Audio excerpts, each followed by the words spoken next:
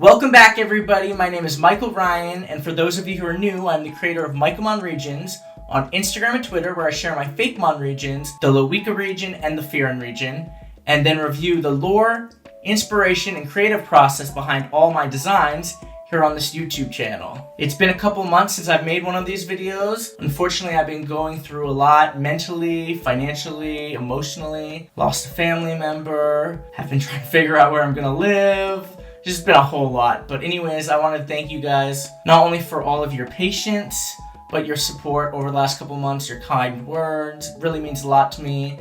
I know a lot of you have missed the videos, and I feel bad for disappointing you on that end, but I am, as I said, glad to be back, and I have a bunch of brand new Pokemon in this video to go over, so I hope you enjoy them. This video is focused around the water Pokemon of the Fyrún region. Not all of them. I mean, I'm going to introduce more and have introduced some already, but I will be introducing 3 water-type evolutionary lines, 6 Pokemon in total, and I'm really excited for that. They're really good lines, I'm really proud of them, and I think all of you will really enjoy them. So, without further ado, let's dive into those. Introducing the fish Pokemon Cascade. Cascade love to softly nibble at swimmers' feet hoping to play. They are sought out by fishermen as their scales are said to hold a lot of nutrients and be a delicacy in the Fyrún region. Cascade's name is a play on Cascade and Cod. This adorkable water-type Pokemon is the region's generic Fishmon, such as Magikarp, Feebas, Basculin, you get the point. Based on the Atlantic cod, one of the most common fish species found in the country of Iceland, as it not only plays a vital part in its marine ecosystem, but is used in a lot of Icelandic dishes and cuisine. Iceland is actually known for its extraordinary cuisine, a lot of which is seafood along with dairy such as cheese, yogurts, ice cream, and meats such as lamb. Cascade can be found all throughout the Fyrún region, both in salt and freshwater locations. Chances are if you pull out any kind of fishing rod and go fishing, Cascade will most likely be the Pokemon you reel in. This was just meant to be a cute and simplistic design, meant to reflect other fish Pokemon from previous regions as mentioned before. While it's not overly strong on its own like Magikarp and Feebas, Cascade evolves into something a lot more fearsome at level 20, Catlantic, the Trident Pokemon. Catlantic hide in the dark depths of the ocean, only making themselves known when it's time to feed. They weaken their foes with their trident-like fin, finishing them off with their razor-sharp teeth. Like its pre-evolution, Catlantic is a pure water-type Pokemon. Catlantic can be found in all of the Fyrún region's ocean areas. Yes, if it wasn't clear already, this Pokemon is meant to parallel or at least reference Gyarados and its evolution from Magikarp. Its name is a play on cat, as in catfish, and Atlantic, as in the Atlantic Ocean, where the species of catfish it is inspired by lives. This species of catfish is known as the Atlantic wolffish, which has a long, almost eel-like body. It's also known as the Atlantic catfish, wolf eel, or devilfish. It's definitely not something I'd want to see swimming by my feet. Besides its subtle feline-like features and whiskers, Catlantic's standout trait is its trident tail fin. And it is actually the ace Pokemon of Water Gym leader Maria in the Fyrún region. Catlantic also has a Forge form, which Gym leader Maria will wield in battle. This Forge form is of the Piercer type and obviously a Triton, as you probably expected looking at its Triton-shaped tail. Also, if you're wondering what a Forge form is, it's the new mechanic for the Fyrún region. I introduced it in a bunch of my previous videos. This is the video I recommend most as I go really in depth into the mechanic, how it works, my thought process behind it, and how it's relevant to not only the region inspired by Iceland and Norse mythology, the story of the Fyrún region and Pokemon Brain and Pokemon Brawn as well. As usual, I commissioned the talented trainer Mats to do this Forge form as I have all the others, while another favorite artist of mine, Fungi Fakemon, did the artwork of the Cascade line. I'd like to take a quick time out to thank you for making it this far into the video. It means a lot, and I really hope that means you're enjoying it. And if you are, please take this time to hit the like button, hit the notification bell, and most importantly, help your boy out and subscribe to my channel. Your support means a lot. Anyways, thank you so much, and let's resume. Next up, we have Fyrún. This cute little chef-inspired Pokemon is a fire and water type. A type I know a lot of Pokemon fans, myself included, have really been wanting to see for a long time, excluding the legendary Volcanion, of course. Small but spirited, Fyrún serve up sass and style in their delivery of both fire and water type attacks. Fyrún generate immense body heat, allowing them to thrive in colder climates. Shrimp is found throughout the ocean areas of the Fyrún region, and can even pop up out of the geysers in the Gluna Ring Geysers area, inspired by Iceland's Golden Circle, known for its glorious erupting geysers. Its name is a play on the word seer and shrimp, as its typing and moveset are perfectly reflected in its name. As I mentioned before, Iceland is known for its cuisine, most of which being seafood, and it is also known for having a lot of shellfish in its colder waters. So being both a chef and on the menu in Iceland made this line the perfect fit for the Fyrún region. If you look closely, it's got subtle chef-like features incorporated into its design, like what looks like a white chef's hat and coat on its head, as well as my personal favorite feature, its spatula tail, which it can heat up and use in battle to literally grill its foes, as well as some food. So yes, this shrimp literally is responsible for making your shrimp fried rice. Since it's primarily a fire type, the red coloring of a shrimp really helped convey that, as well as its fiery whiskers. But I wanted to give it big blue eyes to help convey its water typing a little bit more as well. Being a first stage Pokemon, this is once again just supposed to be a cute and simplistic design. But I really felt the chef aspect of the concept really worked well with the Pokemon, not only for the region, but in general. Shrimp evolves into Lobster, and of course Lobster keeps its mouth-watering fire-water type combination of its predecessor.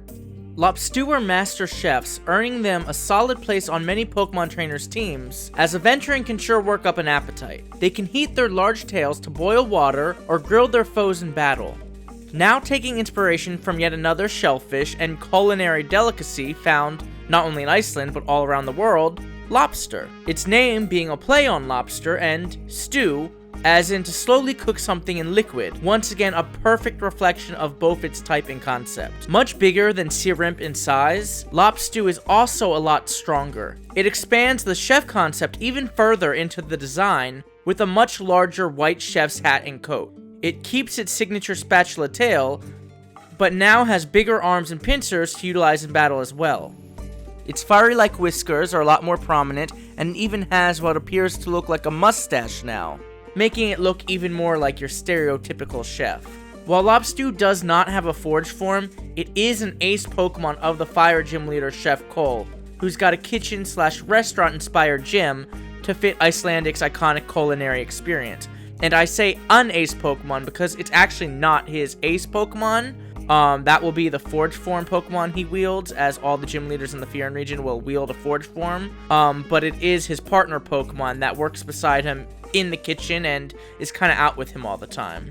I'll be revealing Chef Cole with all the other Fyrún gym leaders and the Pokemon he wields as his Forge Form later on down the line.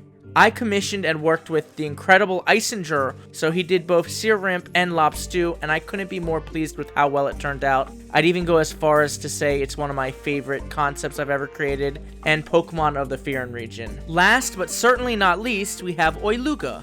Oiluga are attracted to oil spills or garbage in the ocean, as they like to absorb the toxins into their oily coat in order to treat the water, so it is sustainable for other sea-dwelling Pokemon to live. However, exposure to its oily coat puts those around it at risk, causing it to live in isolation. Talk about taking one for the team. Oiluga is basically a hero, hence why it looks so sad, because it's incredibly lonely. Oiluga is a water poison type Pokemon, inspired by the beluga whale species. As I'm sure most of you probably already know, Iceland is known for whale watching and the many species of whales that live there. I actually already covered the Norwhale with my regional Whale Lord variant, but felt like I'd be doing the region a disservice if I didn't do some of the other species. So I managed to fit 2 more whale species into this evolutionary line, as you'll see soon enough.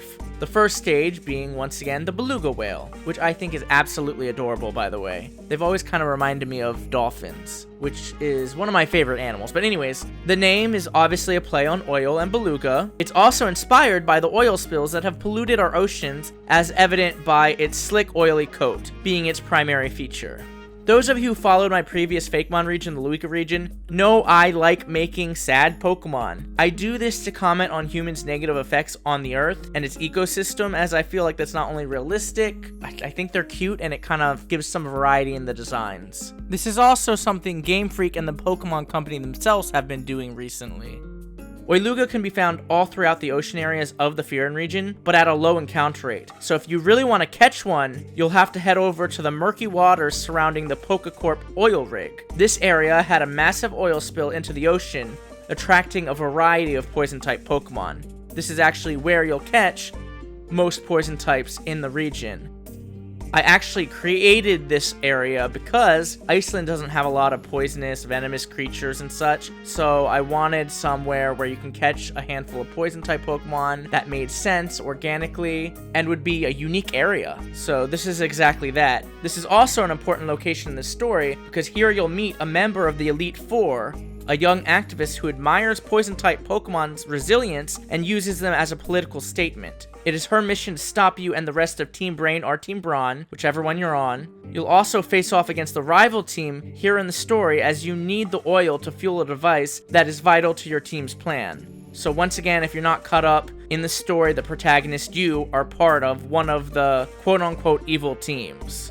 While young, the spunky Elite Four member won't let either team get away so easily, as the environment is very important to her. Yes, if you couldn't tell, this character will be loosely inspired by none other than activist Greta Thunberg. Anyways, I really love this sad design. I find it to be kind of cute. I hope you do as well. But its evolution takes it to a whole new direction and makes it really cool. Oiluga evolves into Cetacrude. Despite thriving in toxic environments, Cetacrude are said to be overly aggressive to those who pollute the ocean for other Pokemon. Inspired once again by oil spills, as well as yet another whale species, as I briefly mentioned before, the Orca whale. The Orca whale, also known as the killer whale, is known to be extremely dangerous and aggressive. Because of this, it's often portrayed as a dark type amongst Fakemon creators, which of course makes sense, and don't get me wrong, I was absolutely tempted to do that. I decided to take a different approach and do something new by making it a poison type, and using that poison typing to explain why it is so angry and aggressive. Having evolved from a very sad and isolated Oiluga due to the sacrifices it makes, Cetacrude has a bone to pick with humans, as it blames humans for the pollution of the ocean. Anyways, its name is a play on cetacean, the animal species whales fall under, along with dolphins I believe, and crude as in crude oil, and the crude behavior to fit the orca whale's aggressive temperament. Like the killer whale, Cetacrude is a powerful Pokemon that packs quite the punch and makes the most of its poison-type attacks. I wanted the oily coat in the design to be darker than in its previous stage and fit the black coloring of the orca whale in a unique, organic way. This Pokemon will appear both on the team of the poison-type Elite Four member I mentioned, and even the water-type gym leader Maria. I worked with the iconic Tubes AZ, the creator of the Mojave region, on this design. His artwork, if you have not seen it before, is absolutely outstanding. I particularly like his liquid, oozy, muddy-esque Pokemon, which he honestly does quite a lot of, which is why I felt he was the perfect person to help me bring this line to life. I think it's safe to say Cetacrude would be a great addition to any Pokemon team in the Fyrún region. Well, there we have it. I hope these Pokemon were worth the wait. And you enjoyed them. If you did, please make sure to leave a comment down below. I really love going through your comments and seeing what you all have to say and engaging with my followers. At the end of the day, I'm a fan just like the rest of you, so it really always puts a smile on my face. Hit the like button, the notification bell to keep up with more content. Plenty more to come, not only for the Fyrún region, but I'm currently working on the trailers for my fan games, Pokemon Order and Pokemon Chaos, for my first Fakemon region, the Lobster region. It's been a long time coming. I've actually never shown a trailer for these games, and I'm so excited to show this off. I know a lot of you have really been waiting patiently for that, and I hope that trailer is worth the wait. There's going to be a lot shown in that, so hopefully that will be out in the next month or so. It's been a journey, but so much to look forward to. Please subscribe.